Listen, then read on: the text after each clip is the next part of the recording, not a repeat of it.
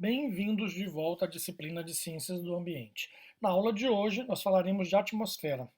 Faremos uma breve introdução, discutiremos um pouco a composição da atmosfera e iremos mostrar as diferentes camadas que compõem esse importante escudo, né, que protege o planeta. Bom, a atmosfera, como eu disse, ela faz parte do planeta, né? Ela compõe o nosso planeta, é a parte gasosa desse corpo celeste e é composta por gases que ficam presos ao planeta pela ação da gravidade. A maior parte da atmosfera é gás nitrogênio, em torno de 78%. 21% da atmosfera é de oxigênio e aproximadamente 1% são de outros gases. Aqui nós estamos falando de ar seco, né? A gente retira a umidade quando nós vamos falar da composição, porque a umidade ela é muito variável. Dependendo da posição do globo em que você esteja, você tem muito mais ou menos umidade no ar. Então, por conta disso, é feita a avaliação com ar seco.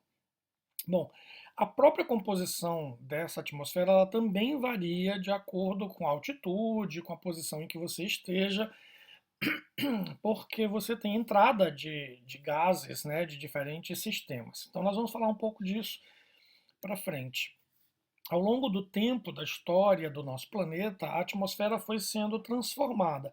Então, inicialmente, a gente tinha um planeta muito mais quente, né, com rochas metálicas, com lava de vulcão, e a nossa atmosfera era composta principalmente de metano, vapor d'água, amoníaco e CO2.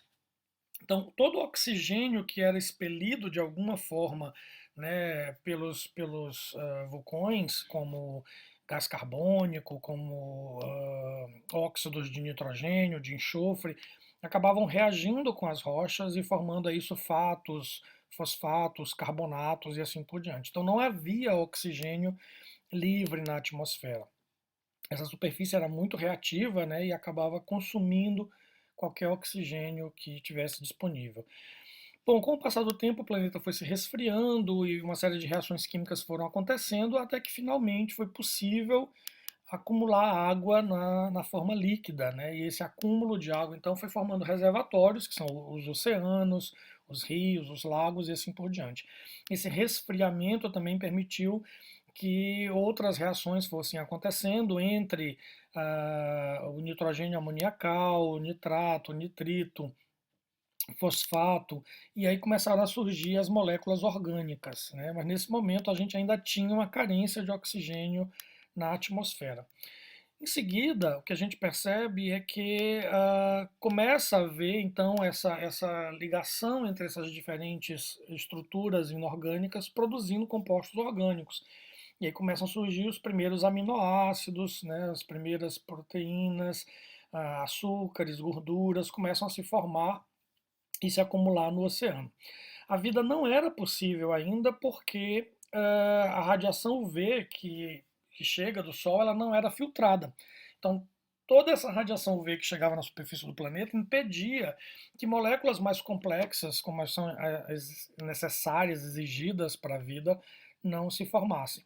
No entanto, no mar, isso já era possível, porque a água ela filtra a radiação UV, ela absorve a radiação UV e não há uma grande penetração. Então, no fundo do oceano, foi possível desenvolver vida a partir dessa sopa, digamos assim, né, de moléculas orgânicas, e a gente começa a ter os primeiros organismos fotossintetizantes. Então eles começam a trabalhar fotossintetizantes e quimiosintetizantes, né, que a gente fala pouco, mas que também se desenvolve no fundo do oceano por ação dos vulcões mesmo. Os vulcões submersos produzem material químico suficiente para manter ali uma cadeia trófica e organismos quimiosintetizantes começam a produzir oxigênio. Então esse oxigênio que é produzido nos oceanos acaba indo para a atmosfera e você, claro, no começo gasta-se muito oxigênio ainda nas reações de oxirredução, mas você começa a ter então oxigênio na atmosfera. E esse oxigênio então na camada da estratosfera, que a gente vai ver um pouquinho mais para frente, forma o ozônio. E esse ozônio então começa a filtrar a radiação UV e aí a vida pode migrar do oceano para a Terra. É possível agora viver fora da água, uma vez que boa parte da radiação UV é filtrada pela camada de ozônio. Bom, existem então diferentes camadas na atmosfera, como eu já falei, mas ela não é como uma cebola, né? Não existe uma barreira clara. Não tem uma plaquinha assim, bem-vindo à estratosfera, volte sempre à troposfera. Não tem isso. Então, na verdade, elas são difusas, né? Essa separação delas é também bastante difusa. A gente percebe características que ajudam a dizer agora eu saí da troposfera, estou na estratosfera, mas não são linhas bem definidas. E essa altura de cada camada, como a altura da própria atmosfera, ela também varia. É diferente a altura da atmosfera na linha do Equador e nos polos. A densidade do ar também é diferente, né? O ar é bem mais denso nos polos do que no Equador. Por isso é que os lançamentos de foguetes geralmente eles tentam fazer o mais próximo possível da linha do Equador, onde é mais fácil se desprender, né, do planeta porque você tem menos atrito, o ar é menos denso, essa coisa toda. Enfim, mas a troposfera é essa camada primeira, né, partindo do solo, vai até aproximadamente uns 12 quilômetros e é onde a vida se desenvolve, onde a gente tem aí fenômenos meteorológicos, né, a chuva, a neve, névoa, enfim, isso tudo é formado na troposfera. Então você tem uma diminuição de temperatura ao passo que você vai subindo na troposfera. Então é bem mais quente perto do solo do que em pontos mais altos. Isso acontece por quê? Porque realmente o calor ele vem da Terra. A luz do Sol passa, atravessa a atmosfera e ao entrar em contato com a superfície do planeta, quer seja no solo, quer seja na água, ela aquece as moléculas dessa superfície e essa superfície começa a emitir calor. E aí nós vamos ver um pouco mais para frente, na próxima aula, sobre efeito estufa. Então esse calor que é produzido na Terra é o que aquece a troposfera. Então, quanto mais a gente vai subindo, quer dizer, quanto mais distante a gente fica da superfície do planeta, menor é a temperatura. Já na estratosfera, nós vamos ter uma grande quantidade de radiação sendo filtrada, como eu já falei, a radiação UV, e esse filtro ele acontece pela interação das moléculas de ozônio, que absorvem essa radiação, se quebram, e liberam aí moléculas de oxigênio, radicais livres de oxigênio.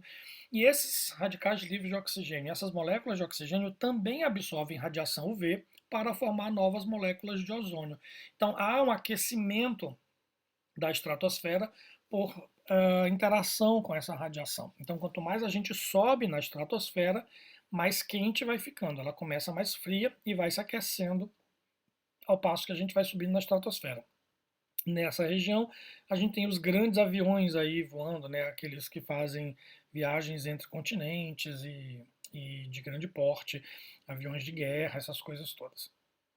A mesosfera, que está entre 60 e 100 quilômetros, é a região em que acontecem as estrelas cadentes, né? Os meteoritos quebram e pegam fogo, e aí a gente vê aquele fenômeno da estrela cadente. Na verdade, são pedaços de meteoritos que, por causa do atrito, se aquecem.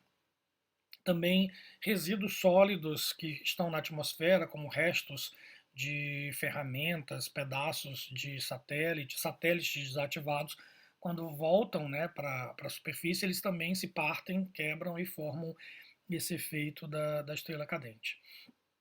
Bom, no caso da mesosfera, a gente também, como ao subir na mesosfera o ar vai ficando cada vez mais rarefeito, a temperatura começa a diminuir novamente. Então, na verdade, é mais quente na base da mesosfera do que no topo. Na termosfera, a chamada termosfera, ela também se aquece ao passo que a gente vai subindo, porque a gente tem muita radiação solar, agora já não mais na região do V, mas uma série de outras radiações que vêm do cosmos e principalmente do Sol, e essa radiação toda acaba quebrando as moléculas e quebrando os átomos e formando íons. E esses íons, então, eles se atraem, se repelem, né? Se atraem quando tem carga diferente, se repelem quando tem carga igual, e isso causa um movimento dessas partículas que aquece a termosfera. Então, quando você vai subindo na termosfera, vai ficando mais quente, exatamente porque você tem essa agitação causada pela formação desses íons e absorção dessa radiação que vem do espaço, principalmente do Sol. É exatamente por causa dessa presença de íons que a gente vai ver a formação das auroras polares, tanto a aurora boreal quanto a austral. Então, esses íons todos que tem ali na atmosfera vão difratar a luz do Sol, dado um determinado ângulo, né, com que a luz se choca nessas partículas, elas espalham essa luz e formam aquele fenômeno que são as auroras. Entre 500 quilômetros e 800 quilômetros, a gente tem a chamada exosfera. Na verdade, eu esqueci de mencionar, mas grande parte das operações que a gente vê de ônibus espaciais, os extintos ônibus espaciais, satélites e tudo, muita coisa acontece nessa camada da termosfera. Então, os ônibus espaciais eles transitavam realmente nessa região. E a chamada exosfera fica entre 500 quilômetros e 800 quilômetros aproximadamente. E ali está a Estação Internacional. Então vejam, quando a gente fala na Estação Internacional Espacial, as pessoas pensam que ela está solta no cosmos, e na verdade não é. Ela está na camada mais alta da atmosfera, mas ainda é considerada atmosfera, ela ainda está presa ao planeta, né? E circula o nosso planeta nessa camada. Então ainda existe aí partículas que caracterizam a presença ainda da atmosfera. E como eu disse, não tem uma linha final. A gente foi definido, né, um número que a partir de tantos quilômetros já não é mais atmosfera, mas esse número é um número, enfim, que foi um consenso, mas não existe também, né, uma plaquinha lá, adeus atmosfera e tal. Então é difuso, é realmente difuso. Isso vai ao longo desse caminho, o ar vai ficando cada vez mais rarefeito e até finalmente a gente encontrar o vácuo completo, ok?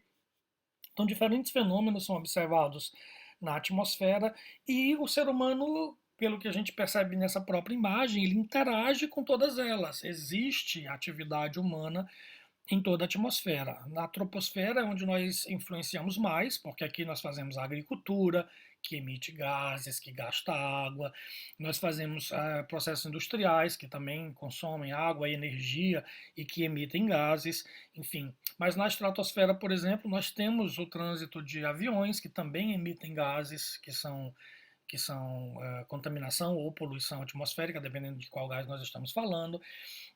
Na termosfera, a gente vai ter aí as atividades espaciais, né? Nós vamos ter os resíduos sólidos espaciais, que são detritos ou ferramentas que se desprendem, né, das aeronaves, das espaçonaves, desculpa. E mais em cima nós temos ali a Estação Internacional Espacial, também temos, né, pedaços, ferramentas, parafusos, satélites que pararam de funcionar. Então, a ação humana se vê em cada uma dessas camadas da atmosfera.